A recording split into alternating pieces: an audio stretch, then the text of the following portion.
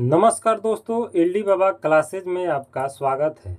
दोस्तों, आज की क्लास में हम BPSC TRE 4 music teacher vacancy से संबंधित संगीत का कुछ इम्पोर्टेंट क्वेश्चन लेकर आए हैं, जिसे आप ध्यानपूर्वक देखिएगा, सुनिएगा और समझिएगा। अगर वीडियो अच्छा लगे तो लाइक, शेयर और सब्सक्राइब करना बिल्कुल ना भूलिएगा। तो प्रश्न है कि संगीत में वर्णों की संख्या कितनी है? तो संगीत में वर्णों की जो संख्या है वो 4 है। कितनी है? 4 है। अगला प्रश्न है कि नाट्यशास्त्र ग्रंथ के लेखक कौन है? तो नाट्यशास्त्र ग्रंथ के लेखक जो है वो भरत है। ऑप्शन बी होगा। अगला प्रश्न है कि भारतीय संगीत में कितनी श्रुति है? तो भारतीय संगीत में कुल श्रुति कितनी है? 22 है। और ये 22 जो श्रुति है वो किनके मत से हुआ है? इनमें 3 विद्वान थे। पहला विद्वान सारंगदेव थे, जिनके मत से 22 श्रुतियाँ थी, और दूसरे विद्वान के अनुसार 66 श्रुतियाँ थी, और तीसरे विद्वान के अनुसार अनंत श्रुतियाँ थी। तो प्रथम मत सारंगदेव जी द्वारा माना गया और इन्हीं का 22 श्रुतियाँ संगीत में है। अगला प्रश्न है कि तानसेन के गुरु का नाम क्या था? तो तानसेन का गुरु का नाम था हरिदास। क्या नाम था? हरिदास नाम था। ऑप्शन सी होगा। अगला प्रश्न है कि भारत में लय के कितने प्रकार हैं? तो भारत में लय के 3 प्रकार हैं। अगला प्रश्न है कि निम्न में से कौन सा राग कल्याण ठाट का है? तो कल्याण ठाट का राग जो है वो यमन है। अगला प्रश्न है कि क्रमिक पुस्तक मालिका के लेखक कौन है? तो क्रमिक पुस्तक मालिका का लेखक जो है पंडित बी.एन. भारतखंडे है। कौन है? पंडित बी.एन. भारतखंडे। अगला प्रश्न है कि निम्नांकित किन स्वरों की एक जोड़ी अचल है? तो सा और प। सा और प एक ऐसा स्वर है जिसका 2 रूप नहीं है, यह अचल है, बदल नहीं सकता है। अगला प्रश्न है कि राग भैरवी में कितने स्वर प्रयुक्त होते हैं? तो राग भैरवी में 7 स्वर प्रयुक्त होते हैं। कितने? 7 स्वर प्रयुक्त होते हैं।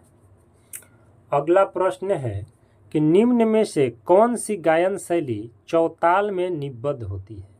तो चौताल में निबद्ध जो होती है वो ध्रुपद होती है। कौन होती है? ध्रुपद।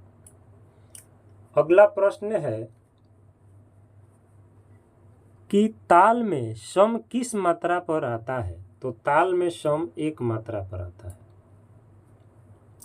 अगला प्रश्न है कि निम्नलिखित में से कौन सा तालबद्ध है? तो तालबद्ध जो है वो तबला है। अगला प्रश्न है कि ग्राम के कितने प्रकार हैं? तो ग्राम के 3 प्रकार हैं: षड्ज, मध्यम, गंधार। अगला प्रश्न है कि काफी ठाट के अंतर्गत आने वाला कौन सा राग है? तो भीमपलासी। कौन सा राग है? भीमपलासी है। अगला प्रश्न है कि नाद के कितने प्रकार होते हैं? तो नाद के 2 प्रकार होते हैं, आहत नाद और अनाहत नाद। आहत नाद उसे कहते हैं जो संगीत उपयोगी होता है, उसे आहत नाद कहते हैं, और अनाहत नाद जो होता है संगीत उपयोगी नहीं होता है। इसे जोगी ऋषि मुनि मोक्ष की प्राप्ति के लिए इसका श्रवण करते हैं। अगला प्रश्न है कि किस राग में गंधार और निषाद कोमल है? तो गंधार और निषाद कोमल जो होता है गनी कभी भी तो काफी में ही होता है। अगला प्रश्न है कि औड़ो जाति के रागों में कितने स्वर होते हैं? तो औड़ो जाति के रागों में 5 स्वर होते हैं।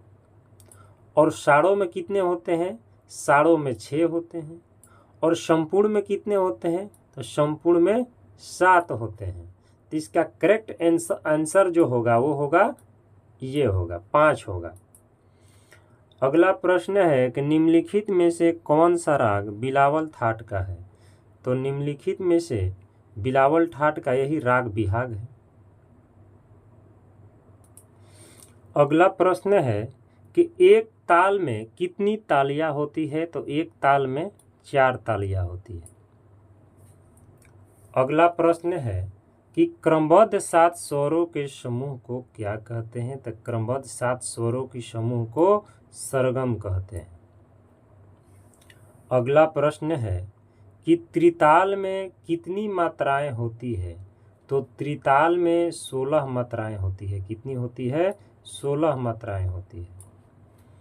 अगला प्रश्न है कि निम्न में से कौन रात्रिकालीन राग नहीं है? तो रात्रिकालीन राग जो है वो भैरव नहीं है। अगला प्रश्न है कि राग भैरवी का ठाट क्या है? तो राग भैरवी का ठाट जो है वो इनमें से कोई नहीं। राग भैरवी का भैरवी ठाट से ही है।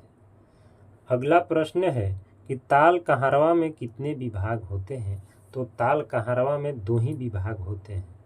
1 2 3 4 5 6 7 8। 1 2 3 4 5 6 7 8 2 ही विभाग होते हैं। अगला प्रश्न है कि एक ताल में कितनी खाली होती है? तो एक ताल में 2 ही खाली होती है। ऑप्शन ए सही होगा। अगला प्रश्न है कि धमार कितनी मात्राओं की ताल है? तो धमार 14 मात्राओं की ताल है। अगला प्रश्न है कि निम्न में से कौन सा ताल ध्रुपद अंक का है? तो ध्रुपद अंक का जो ताल है वो चौताल है। अगला प्रश्न है कि ताल दादरा में कितने विभाग होते हैं? तो ताल दादरा में 2 ही विभाग होते हैं। 1 2 3 4 5 6। 1 2 3 4 5 6 2 ही विभाग होते हैं। अगला प्रश्न है कि किस ताल में एक ताली और एक खाली होता है? तो दादरा ताल में एक ताली और एक खाली होता है। अगला प्रश्न है कि किस ताल में 5वीं मात्रा पर खाली होता है? तो कहारवा में 5वीं मात्रा पर खाली होता है।